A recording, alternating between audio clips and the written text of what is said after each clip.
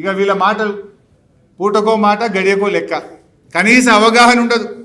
ఒకసారి రేవంత్ రెడ్డి ఒకసారి ఏమంటారంటే అసలు 500 చాలు మాకు కృష్ణల, 500 ఇచ్చి చంద్రబాబు నువ్వు ఎన్నెన్నో కట్టుకో అంటాడు. ఓసారి లాయర్లతో రివ్యూ చేసి 963 కావాలి, 904 కావాలంటాడు. ఇక ఉత్తమ 700 చిల్లర ఆయన అడుగుతాడు, 763 అంటాడు.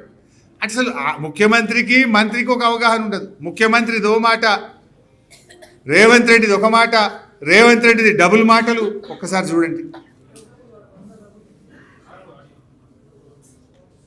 కృష్ణా బేసిన్ మీద మా ప్రాజెక్టులకు మీరు ఎన్ఓసి ఇవ్వండి. ఈ 2 ఎన్ఓసీలు ఇచ్చిన తర్వాత మేము మీ ప్రాజెక్టులకు ఎలాంటి అభ్యంతరం పెట్టాం.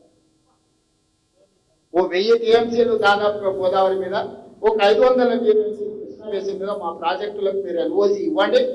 ఈ 2 ఎన్ఓసీలు ఇచ్చిన తర్వాత మేము మీ ప్రాజెక్టులకు ఎలాంటి అభ్యంతరం పెట్టము.